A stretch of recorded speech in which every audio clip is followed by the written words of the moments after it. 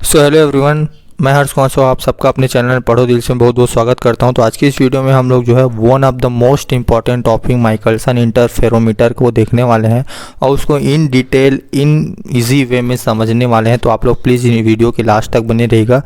अगर आप लोग ने मेरा पिछला वीडियो नहीं देखा है तो आप लोग प्लीज़ प्लेलिस्ट में जाके जो है चेक कर सकते हैं और उसको कंटिन्यू वॉच कर सकते हैं। तो सबसे पहले हम लोग जो है माइकलसन इंटरफेरोमीटर को देखने वाले हैं, जो एग्ज़ाम में बहुत काफ़ी बार पूछा जाता है, ठीक है ना। इसका उपयोग जो है which can be use to determine wavelength of light thickness of जो है स्ट्रिप्स एक्ट, है ना। मतलब हम लोग इसका उपयोग जो है वेवलेंथ को फाइंड करने में उपयोग करते हैं और जो है लाइट की थिकनेस यानी लाइट की जो मोटाई को हम लोग जो है स्ट्रिप्स में यानी पार्ट में डिवाइड करके हम लोग उसकी चौड़ाई ज्ञात करने के लिए इसका यूज़ करते हैं, ठीक है ना। तो सबसे पहले हम लोग इसका प्रिंसिपल हम लोग समझते हैं, इसका प्रिंसिपल, उसके बाद डायग्राम, उसके बाद कंस्ट्रक्शन और उसकी वर्किंग को हम लोग इन डिटेल इन शॉर्ट में समझने वाले हैं। तो प्लीज़ आप लोग बने रहिएगा। तो इसमें क्या होता है कि इसमें एक लाइट को पार्शियली रिफ्लेक्शन और जो है रिफ्रैक्शन द्वारा दो किरणों में डिवाइड किया जाता है, ठीक है ना। हम लोग जो है सबसे पहले मैं इसको आप लोग को डायग्राम क्लियर कर देता हूँ ताकि आप लोग को अच्छे से समझ आए, ठीक है ना। सबसे पहले हम लोग क्या करते हैं कि यहाँ पास एक सोर्स ऑफ लाइट होता है। सोर्स ऑफ लाइट को हम लोग जो है यहाँ पर एक लेंस लगा होता है। इस लेंस में हम लोग जो है इंसिडेंट करवाते हैं, ठीक है। जो लाइट सोर्स से जो लाइट इंसिडेंट होती है लेंस पर, लेंस द्वारा इन किरणों को जो है पैरेलाइजेशन कर लिया जाता है ना, समांतरीकरण करके इसको हम लोग आगे भेज देते हैं, ठीक है। तो आगे हम लोग को यहाँ पर ग्लास स्लैब लगा होता है, ग्लास 1 और ग्लास 2, दो ग्लास का हम लोग यूज़ करते हैं। और ऊपर में जो है हम लोग को M1 और M2 जो है दो दर्पण लगा रहता है। यहाँ पर स्क्रूज की सहायता से इसको हम लोग फिट किए रहते हैं। यहाँ पर एक और दर्पण हम लोग फिट किए रहते हैं, इसको भी स्क्रूज की सहायता से हम लोग इसको फिट किए रहते हैं। यहाँ पर हम लोग जो है अपना टेलीस्कोप यहाँ पर रख देते हैं, ठीक है ना। यहाँ पर ग्लास स्लैब को हम लोग स्टैंड के थ्रू हम लोग को जमा देते हैं, ठीक है इसको। उसके बाद क्या होता है कि जैसे ही यहाँ पर से समांतर किरण यानी पैरेलल रेज जो है इस ग्लास स्लैब पर जो है इंसिडेंट होती है, ग्लास स्लैब द्वारा जो है पार्शली यहाँ पर ग्लास स्लैब जो होता है यहाँ पर से पार्शली जो है सिल्वर रहता है, यानी सिल्वर कलर का जो है कोटिंग किया जाता है दोनों में। तो इससे क्या होता है कि कुछ किरणें जो है यहाँ पर से रिफ्लेक्ट होके जो है M1 और M2 की तरफ चले जाती है, जबकि कुछ किरणों का जो है यहाँ पर ट्रांसमिट हो जाता है।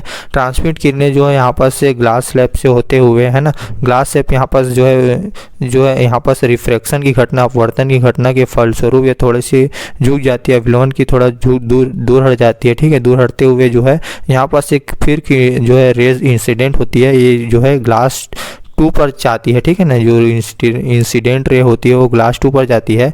एज इट इज़ जो है ग्लास पर आपतित होते ही जो किरणें हैं वो रिफ्रैक्शन की घटना के फलस्वरूप जैसे ही बाहर निकलती है वो बाहर निकलकर जो है मिरर पर जाती है, ठीक है ना।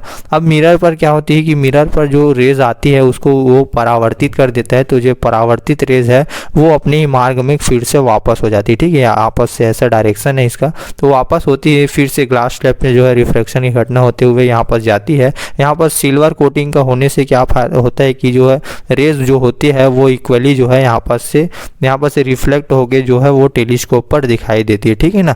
एज इट इज़ यहाँ पर भी होता है, जैसे जो रिफ्लेक्टेड लाइट है वो दर्पण M1 M2 पर जाती है, वो जैसे ही टकराती है फिर से वो वापस आ जाती है ना, अपने मार्ग में वापस आते हुए वो फिर से इस ग्लास स्लैब में टकराती है। फिर से ये दोनों जो किरणें यहाँ पर मीट करती है ना, ये दोनों किरणें मीट करते हुए यहाँ पर जो है इक्वली जो है टेलीस्कोप की तरफ जो है गमन करती है, यानी टेलीस्कोप की तरफ इंसिडेंट होती है। और इस प्रकार से हम लोग को जो है टेलीस्कोप में हम लोग का इसका जो है एक्चुअल में जो है इसका घटना को हम लोग देख सकते हैं, यानी फ्रिंजेस की जो है प्राप्ति हो जाती है।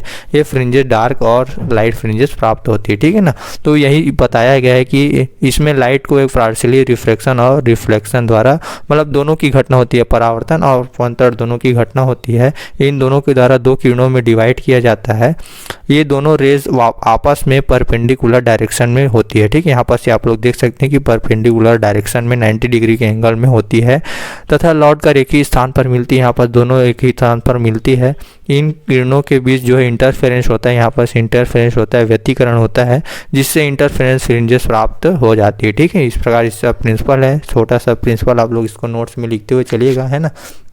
उसके बाद हम लोग आगे देखते हैं इसका कंस्ट्रक्शन। तो कंस्ट्रक्शन में बस वही लिखना है, आप लोग को सोच सोच के ज़्यादा दिमाग नहीं लगाना है कि इसमें हम लोग जो है सोर्स ऑफ लाइट का यूज़ करते हैं। यहाँ पास हम लोग एक लेंस एल लेते हैं, यहाँ पास हम लोग जो है 2 ग्लास स्लैब का यूज़ करते हैं, एक टेलीस्कोप का यूज़ करते हैं, और परपेंडिकुलर डायरेक्शन में हम लोग जो है मिरर का आपस में यूज़ करते हैं, जिसको हम लोग जो है यहाँ पर स्टैंड की सहायता से इसको फिक्स्ड कर देते हैं। ठीक है ना, बस इतना ही आप लोग अपने मन से जो भी आप लोग डायग्राम में बनाए हैं उसको देख देख के सोच सोच के आप लोग को लिखना है। ठीक है, याद नहीं करना है। तो इसमें मैंने आप लोग की जानकारी के लिख दिया है कि इसमें पॉलिश्ड 2 प्लेन मिरर M1 और M2 होती है ना, जो कि परपेंडिकुलर डायरेक्शन में लगी होती है। इसमें 2 प्लेट P1 और P2 जो है एक दूसरे के पैरेलल में रखी जाती है। प्लेट पार्शली सिल्वर्ड होती है। ठीक है ना, यहाँ पर हम लोग ने फ्रिंजेस को देखने के लिए हम लोग जो है टेलीस्कोप का T का यूज़ करते हैं। ठीक है ना, अब इसके बाद हम लोग जो है इसका वर्किंग रूल चलेंगे, तो चलिए वर्किंग में समझते हैं हम लोग।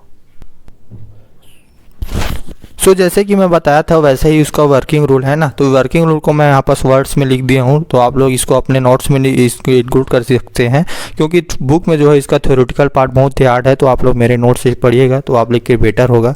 तो क्या लिखा हूँ कि जैसे it contains of a source of monochromatic light है ना, इसमें एक वर्णीय प्रकाश किरण का स्रोत होता है। ठीक है ना, light placed at the focus of convex lens है ना, कॉन्वेक्स लेंस के जो है फोकस में इसको आपतित इंसिडेंट किया जाता है। Lens L converts light in a parallel beam of light है ना, लेंस जो L हो इसको किस में कन्वर्ट करता है, पैरेलल पुंज में, किरण पुंज में जो है इसको कन्वर्ट कर देता है, यानी पैरेलल बीम में कन्वर्ट कर देता है, जो कि जो है प्लेट G1 पर आपतित होती है ना, प्लेट G1 पर आपतित होती है। Plate is partially silvered at back surface है ना, जो ये प्लेट जो है बैक साइड से जो है पार्शली यानी आंशिक रूप से जो है सिल्वर्ड होती है। ठीक है, जिससे प्रकाश का एक भाग परावर्तित हो जाता है तथा शेष भाग जो है आगे बढ़ जाता है, ट्रांसमिट हो जाता है ना। इस प्रकार हमें जो है 2 रेस प्राप्त होती है। पहला रेस जो है परावर्तित किरण एक जो दर्पण M1 की ओर चलती है तथा रेस 2 जो है दर्पण M2 की ओर चलती है। ठीक है ना, हम लोग जैसे कि डायग्राम में दिखा है ना, ये दोनों रेस क्या होती है, क्रमशः मिरर M1 और M2 से जो है परावर्तित होती है ना, मिरर M1 और M2 से है ना परावर्तित होती है तथा प्लेट G के पार्शली सिल्वर्ड सरफेस पर आकर दोनों एक पॉइंट यानी सरफेस पर आकर जो है मीट करती है ना। यहाँ से रेस का क्या होता है, टेलीस्कोप में जो है प्रवेश करती है। यहाँ से जो रेस टेलीस्कोप में प्रवेश करती है, क्योंकि ये रेस जो है एक ही सोर्स ऑफ लाइट से प्रोड्यूस होती है, इसलिए एक कलर संबंध स्रोत होती है ना। तो इसलिए हम लोग यहाँ पर क्या उत्पन्न करती है, व्यतिकरण उत्पन्न करती है। तो इसका जो है सिंपल सा एक वर्किंग रूल है, इसको आप लोग अपने कॉपी में भी लिख सकते हैं ना, आप लोग को ज़्यादा जो है फोर्स करना नहीं पड़ेगा। ठीक है ना, इसके बाद हम लोग को जो है इसका determination of difference in equal wavelength का क्वेश्चन दिया जाता है, यानी कि व्यंजक उत्पन्न करने के लिए छोटा सा व्यंजक है। तो सबसे पहले हम लोग क्या करते हैं, फर्स्ट ऑफ हम लोग जो है व्यतिकरण मापी को वृत्तीय फ्रिंज के लिए जो है समायोजित करते हैं। It given light the wavelength of λ1 λ2 जो है बहुत कम होता है ना, मतलब जो लाइट जो हम लोग को जो है सोर्स ऑफ लाइट दिया जाता है उसका वेवलेंथ जो है λ1 λ2 जो है बहुत कम दिया जाता है। ठीक है, हम लोग 2 सोर्स ऑफ लाइट के लिए माने पहला जो है दूसरा है ना, वो 2 अलग अलग फ्रिंजेस उत्पन्न करेगी। यदि फिल्म की थिकनेस बहुत कम है यानी मोटाई कम है तो λ1 की जो है दीप्त फ्रिंजेस λ1 के संपाती होती है, दोनों एक ही जो है एक ही लाइन पर जो है संपाती एक दूसरे के ऊपर होती है, ऐसा बताने का मतलब है ना। उसके बाद क्या होता है कि अब M1 को जो है चलाकर फिल्म की थिकनेस में वृद्धि की जाती है, तो हम लोग जो है λ1 λ2 अलग अलग होने लगती है। ठीक है ना, इसको आप लोग थोड़ा सा थ्योरेटिकल पार्ट भी लिख सकते हैं। उसके बाद हम लोग जैसे दिखते हैं कि प्रथम अधिकतम स्पष्टता की स्थिति में क्या हो जाता है कि जो उसकी थिकनेस होती है 2t = n λ1 n 2t = n dash λ2 हो जाती है। ठीक है ना, उसके बाद द्वितीय स्पष्टता में क्या हो जाता है कि इन दोनों को हम लोग जो है इक्वेट करते हैं, यहाँ पर जोड़ देते हैं। ठीक है, एडिशन कर देते हैं, तो यहाँ पर से जो है लैम्डा, यहाँ पर से क्या होता है कि n + n λ हो जाता है। ठीक है ना, इसको हम लोग एक्चुअली में बड़े लैम्डा मानते हैं ना, है ना। तो ये क्या हो जाता है कि यहाँ पर से दोनों कॉमन हो जाती है। उसके बाद हम लोग को सिंपली अब इसको कैलकुलेट करना है ना भाई, तो ये यहाँ पर से कैलकुलेट करते हैं तो ये वैल्यू प्राप्त हो जाती है हम लोग को, है ना। और उसके बाद हम लोग इसकी वैल्यू को हम लोग जस्ट पुट अप कर देते हैं। ठीक है ना, यहाँ पर क्या हो जाएगा, n की वैल्यू को n एज इट इज लिखते हैं और n की वैल्यू को n + 1 लिख देते हैं। ठीक है, λ2 की वैल्यू हो जाती है। ठीक है, इसके आगे हम लोग देखते हैं।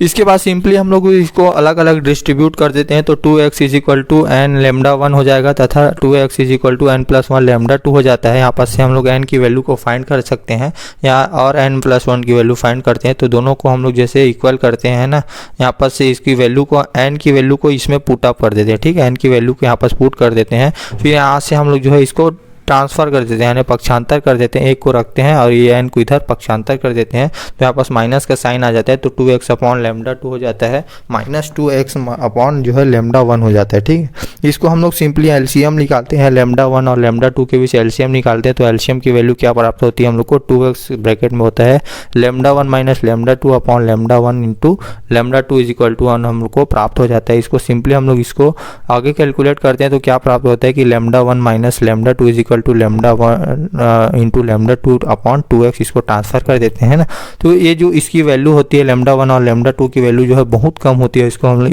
हम लोग क्या मानते हैं, लेमडा स्क्वायर ले लेते हैं, ठीक है ना। तो ये सिंपली यहाँ पर जो है फेज डिफरेंस हो जाता है, यहाँ पर माइनस है तो डिफरेंस हो जाएगा, तो फेज डिफरेंस यानी वेवलेंथ का डिफरेंस कितना आ जाएगा, इसको हम लोग इक्वल मानते हैं, ठीक है ना। सिंपली यहाँ पर जो है वैल्यू हम लोग को क्या प्राप्त होती है, लेमडा 1 स्क्वायर अपॉन 2x हम लोग को प्राप्त हो जाती है।